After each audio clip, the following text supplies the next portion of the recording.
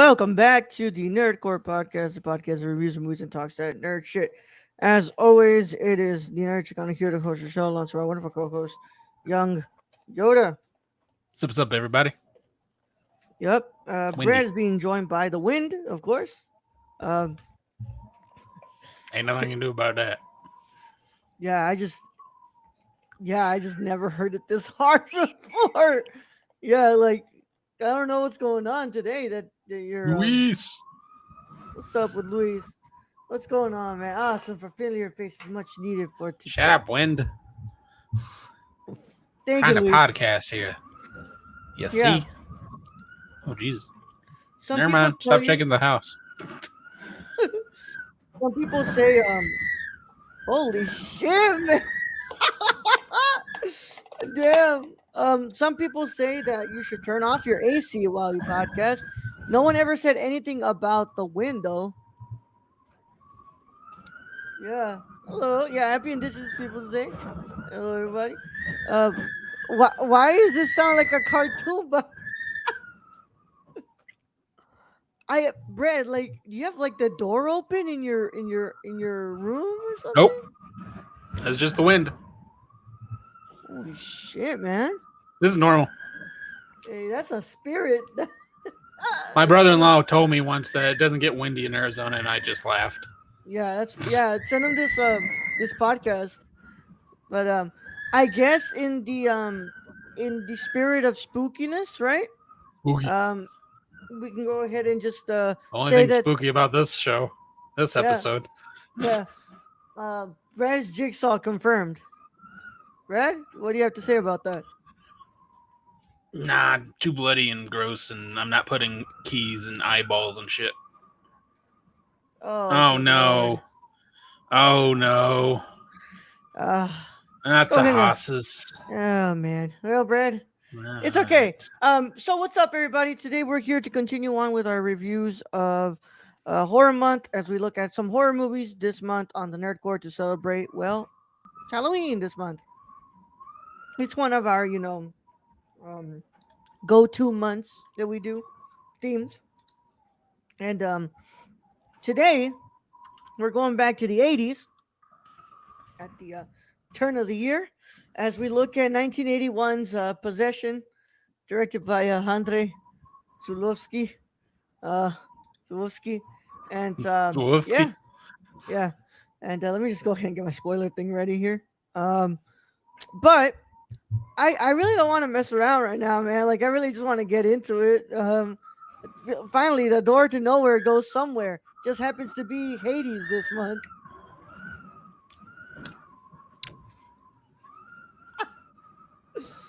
Bro, I don't know. Rough.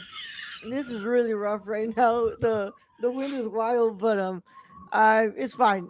As always, we are gonna let's go ahead and get this going because I'm so sorry, Brad. I haven't asked you. How are you doing today, bro? Did you get the day off? No, I didn't get a day off. Oh man. They took our Columbus Day away and gave us a second for Thanksgiving. Oh really? Yeah. Yeah, I got the day off. Federal employee myself, so I mean, it's whatever. Yeah. At this Yeah. point, I'm just So glad how for a was day today? off. Not too bad. Worked with a different program that we're using, so that was kind of cool.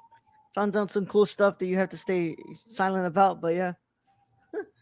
Yeah, pretty much. Just out there.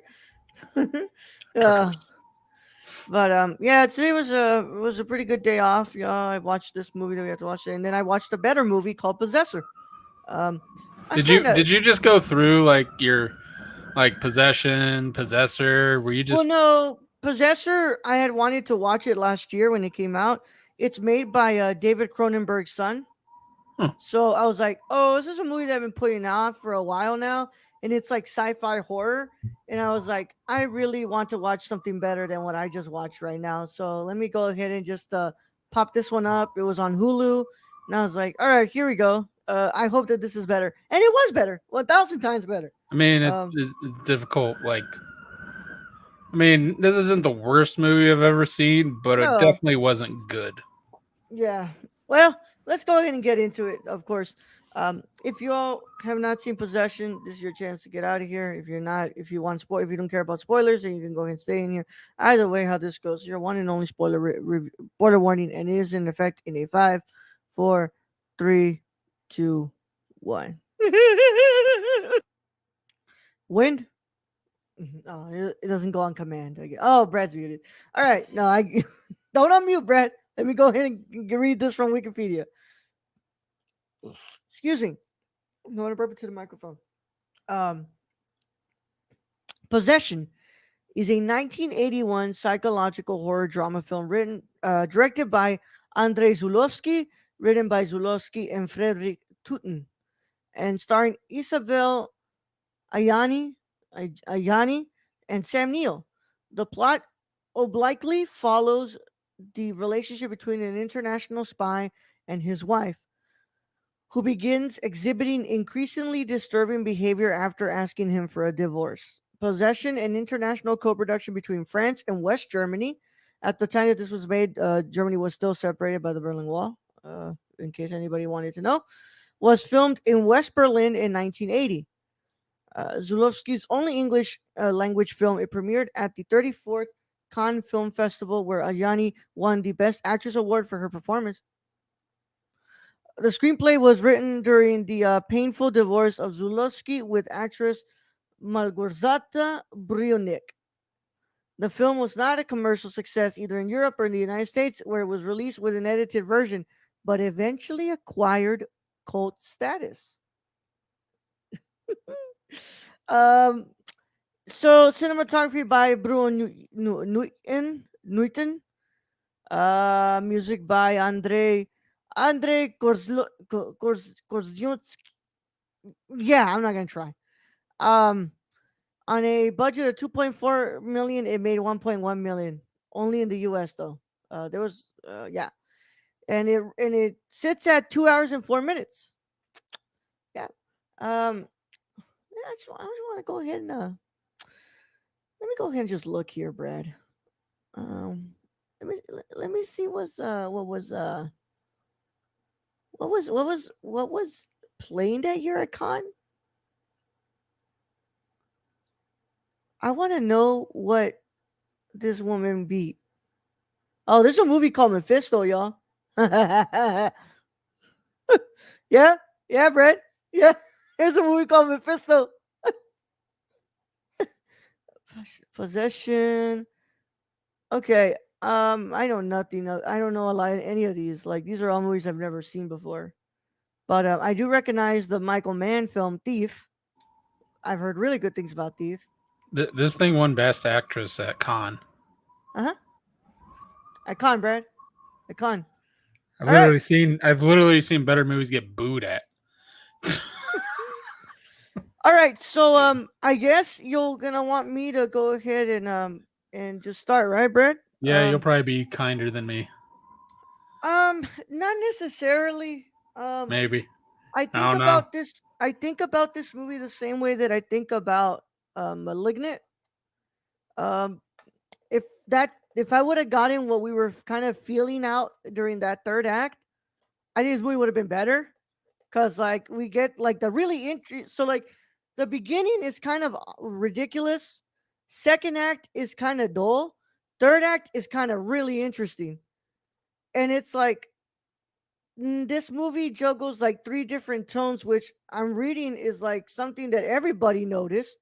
They were like, he starts with like a drama. He goes into a what's it called, a thriller, and then he goes into a body horror film. And it's like, it's it's odd, um, but I can't say like it's the worst shit I've ever seen, because I start to go into conversations about like Suicide Squad, Venom, and like never once did this movie feel like it was trying to be anything else than what it was trying to be. Because from the get go, I think this movie wanted to be weird as shit, weird as shit. But I can't say that I like this film. I can't say that at the moment I can give it praise for a lot of things, other than this movie was made by a madman who knew damn well what he was wanting to do. And I think that's what separates it from the stuff that I would call an absolute piece of shit, like Venom or Suicide Squad. Because at least this movie has a vision that was sought out, and never at any point in this movie does it feel like, hey, I'm gonna flip the switch and and it's compromising my vision here. But like throughout this film, like I feel like our director is doing something. It's doing something that we might not agree with, where it's juggling three different tones. But um, yeah, let's let's let's get your thoughts, Brad, because like I feel like we're gonna have ourselves quite the conversation about this. Because I can't necessarily say I like this movie. I got questions. Well, Brad, you cannot ask Andre I as got he's so dead. many questions. He's dead. Andre's dead. We need to get like a seance going because I got questions for this man. I agree. There's three different films going on in this one film. Like you said, there's the drama between. You Go away, really Stacey. did. Go away, Stacey. So there's drama in the first act, which was what I was thinking possession was, like this dude overly possessed. The second part to me was like a sci-fi horror kind of thing going on with a tentacle monster. Mm-hmm. And then the third one, the very ending, was like an action flick. It's like ram the police car, and the dude's like, "All right." You ever get jumped by the chefs, bro? I don't know what is going on. The direction in this to his actors and actresses was basically overact everything. And we've seen this before. I've just never seen it done this poorly. Like, what was the point of having the dude rocking that rocking chair all the way until his head almost hits the fucking floor? I don't understand.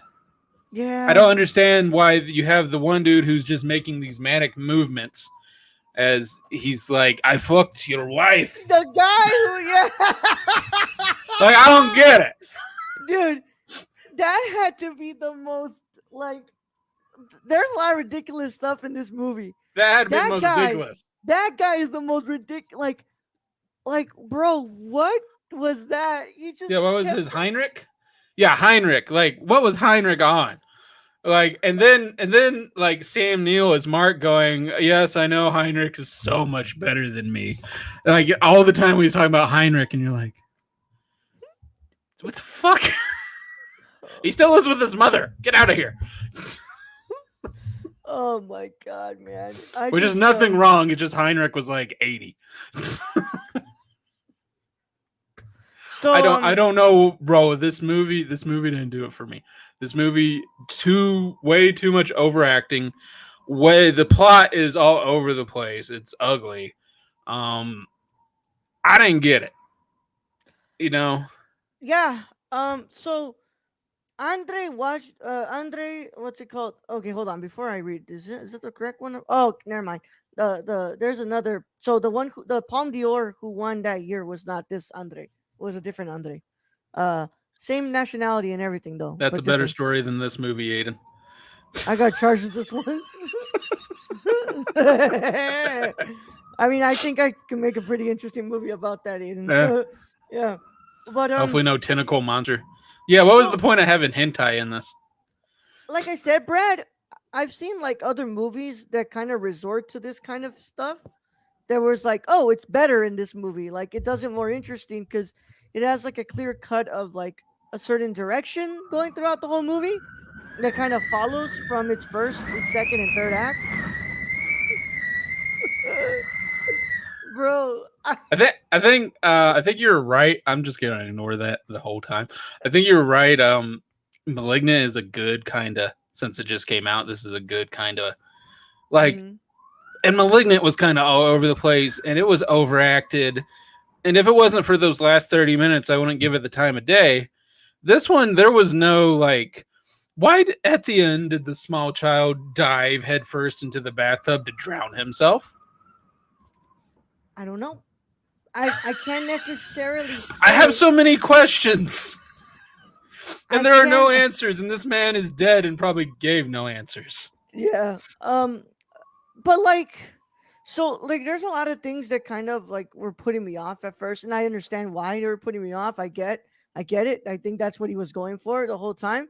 The very odd camera work, very nauseating I at did first. have a question. Why did the dude have to slap the woman like 20, 30 fucking times and then follow her and slap her some more? Because in Cold War Poland, apparently that's what we do, Griff. Um, Why aren't you happy in our marriage? Like, dude, calm the fuck down. I did not take your child. So you should have reviewed the happening with all, even the wind agrees. Bro, I don't know what's going on, y'all. Like it's never this bad, dude. It's never this bad where the mic can That's pick it because you're up. used to me being in the concrete bunker downstairs, Yeah.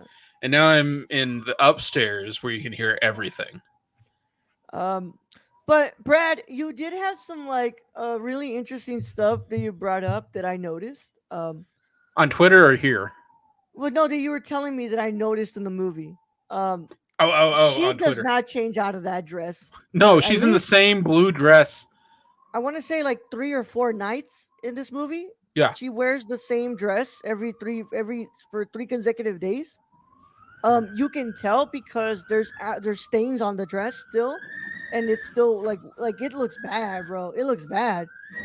But he what's it called? And then Sam Neill. the subway scene was just that was different. Well, you see, the subways. I want to say the subway scene. I the subway scene was interesting if we would have gotten less of the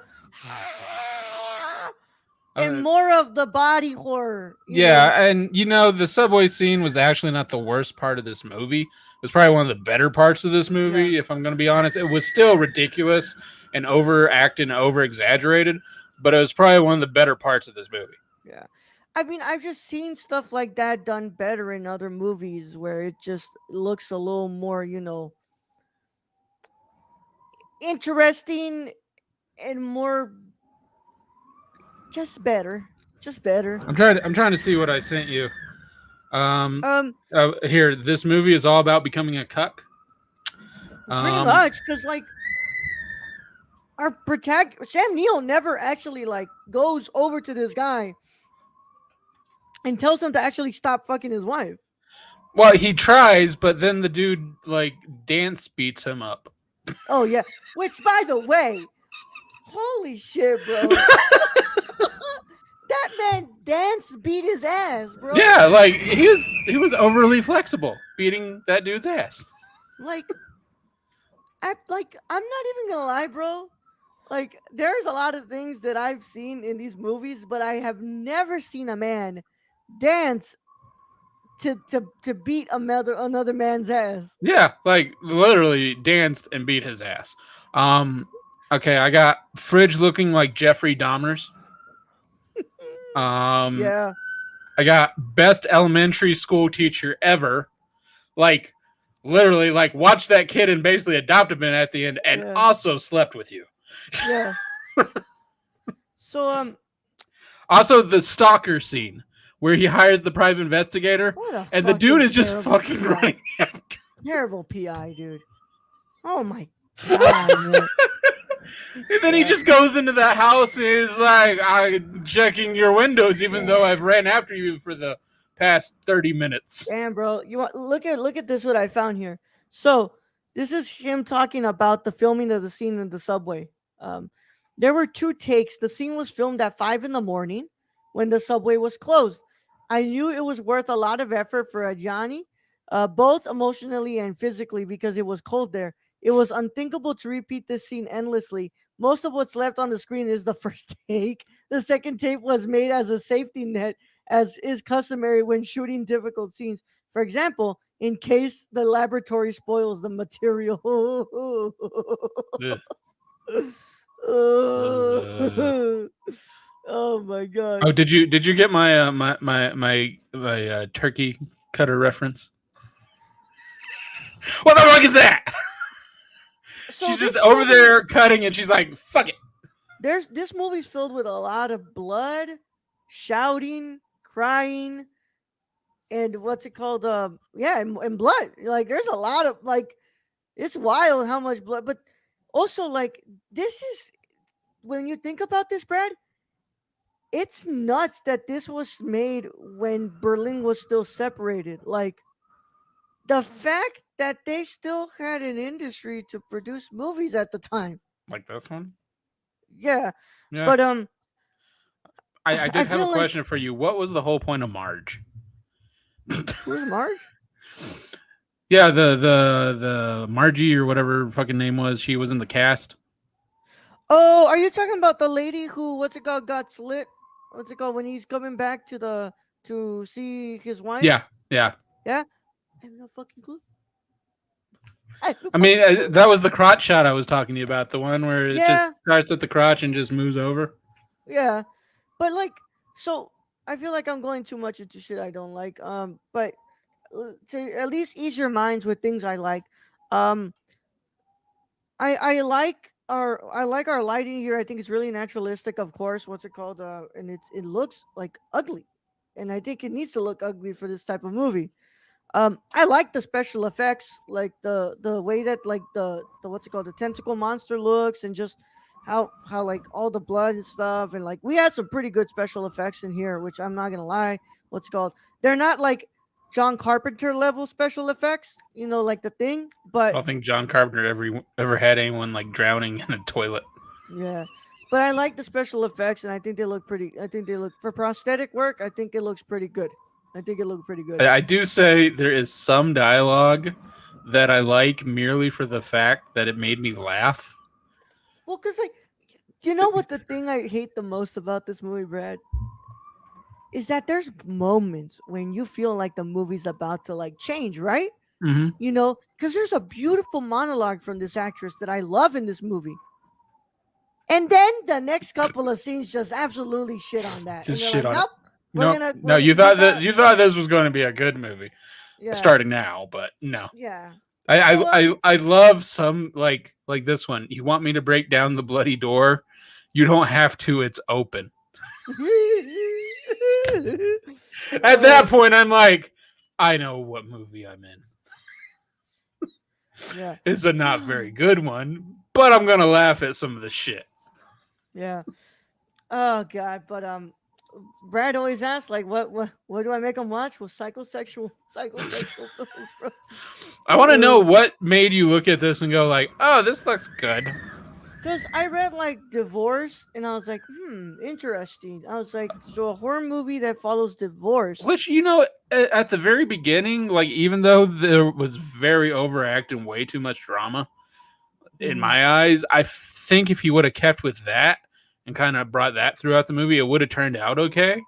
Yeah, But then he just goes off the rails yeah, to some different land. Like at the end, like it turns into an action war movie. I don't fucking know. yeah. Brad, you want me to read some of these quotes here from like critics and stuff? I was gonna say if you look at the ratings on this movie gets high praise. Yeah. So like some like scholars and critics said like one of the most enigmatic and uncompromising horror movies in the history of cinema. Zulowski takes his film too seriously, but it's fun all the same. He goes mad with his swooping camera, has everything in shot painted in blue, and encourages his stars to attack their roles with a kind of stylized hysteria rare outside Japanese theater.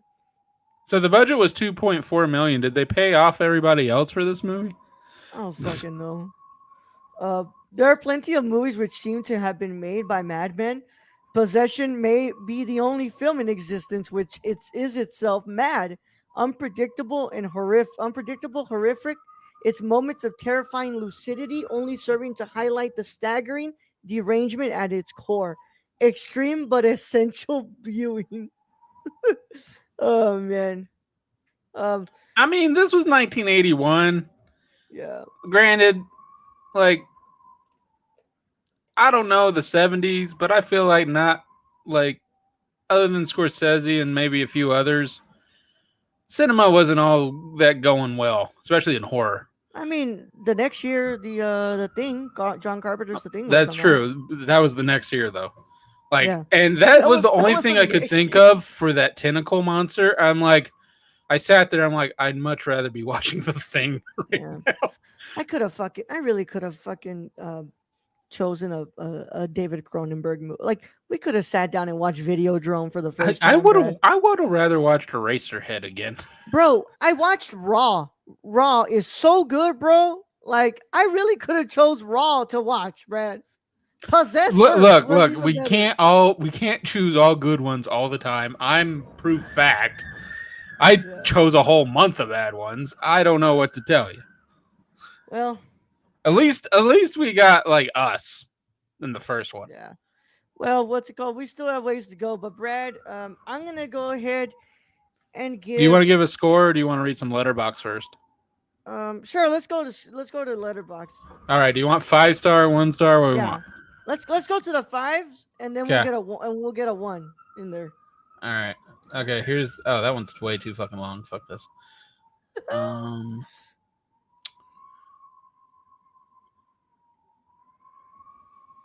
First time, so 5 stars. First time around, you really just have to revel in the insanity. But watching it again, I just couldn't get over how phenomenal every performance in here. Um, I've seen Sam Neill do better. Great early Sam Neill work. You're watching a divorce happen for 2 hours with some great fantastical elements. Okay. Um, let's see. WTF, amazing. This is it. This is my favorite horror movie. The subway scene. Now that's what you call poetic cinema. Um, let's see. Divorce lawyers hate this one trick. This film was amazing, so radically true to its own vision, no less mesmerizing or powerful for it. Instantly skyrocketed to the top of my list of movies I will nag everyone I know to watch. And all your friends hate you. Um, uh, Heimlich maneuver. When you dislodge a piece of food from someone's throat. Heinrich maneuver. When you pipe down a guy's wife so good she divorces her husband and becomes French Joker. I actually really like that review. I actually really like that review. I'm Um, leaving off that. Okay, let's all go low. right, let's go to a one. Let's go to a good one. So one half, one half. Um, no, that's too, why people put books in this shit. Um, this is me saying this. Okay, I truly do not believe I have ever witnessed a film where I was less sure what the filmmakers were trying to say. There is a level of enjoyment one can derive from it, the way people enjoy The Room. And I had a grand time watching it with a group of friends over some beverages. But this film feels like several pieces jammed together with no rhyme or reason. The editing jump cuts are fake, the plot is nonsensical, the horror is minimal, the performances are directed to be way over the top. Thematic content is lacking, the cinematography is rough, characters come into and out of the plot late without any setup. What was the point of all this? To be avant garde, to shock, to be a divorce metaphor? Who cares when the film is hackneyed, self serious nonsense like this? A colossal failure at every level. Man, I really could have just chosen a fucking Cronenberg movie. We have so much shit that we could have watched from fucking Cronenberg. All right, man. Brad, I'm gonna go ahead and give Possession a nice, good old 4 out of 10. And the only reason I don't go lower is because I'm really starting to get into like Suicide Squad, 2016, and in Venom levels. Because yeah, I don't want to ever get there. I I'm going to give this a movie a 3 out of 10. All right, Brad. All right. Well, thank you all so much. And it seems that Luis already chose his movie that he's gonna want us to do. So looks like we're gonna be Is that doing Harry Goblet of Potter, Fire. the third one? The Goblet of Fire. Brad, Luis, are you sure you do not want to do the Demon Slayer movie? Like, I know how much you like that movie. Well, look, either way, we want to thank you all so much for being here, and of course, we'll go ahead and what's it called? Thank you all as well. Of course, thank you to our Patreon supporters, our associate producer Sarah, and our executive producer Shade. Shade. Where can You they can follow find me? our friend Shane at twitch.tv/XSRK or on Twitter at XSRK_. Go buy something from the Suppy God at thriftedil.com at some point, or go to a store. Yeah. If you're in the Illinois area, stop by Prison City Vintage. And of course, we want to thank our writers. Luis is one of them. For one some unknown, ungodly known reason right now. Um, I think most importantly, I think Luis would want me to plug his Instagram because that's right now where he is um, putting some what's it called put out a casting call. So y'all please go follow Luis on Luigi on IG. He is looking for a Latino young adult from age 20 to 23 for a paid shoot this weekend on the 15th. He's going to be shooting his next short film, so he's looking for somebody. So go. The details are all on his Instagram. So Luigi on IG. There you go, Luis. I got you, buddy. And of course, our other writer, Tony, Hey, Tony. Real Nerdy Dad on Twitter. And That's my of Twitch buddy. course, that's your TikTok buddy, right? TikTok I buddy. still can't believe he doesn't actually have a username on fucking what's it called on TikTok. It's just user numbers. Tony don't give no fucks. He's just there for the videos. I know, but like at least have a fucking name because I thought it was a bot at first, and I was like, oh no, it's actually my fucking cousin. Yo, this is your cousin Tony. Yeah. Add me. Next week we're going to talk about Kevin Smith's Tusk. Oh God. Hmm? I already know this is gonna be bad. That's why I chose it. Tomorrow you can catch me on the luckiest. Well, hold on. Sorry, I'm talking like that's gonna be live. Tomorrow there's no commentary, y'all. I'm gonna be on the Luckiest Speech podcast to record something, so I'm gonna be over there. And Wednesday we will be doing our Patreon commentary this month. We're gonna be doing Hollywoodland, so that's for anybody at the $1 tier or above. So make sure you guys go in to check out the Patreon and get on there if you want to go ahead and do this with us. And then on Thursday, we are still talking right now about what might have to go down on Thursday.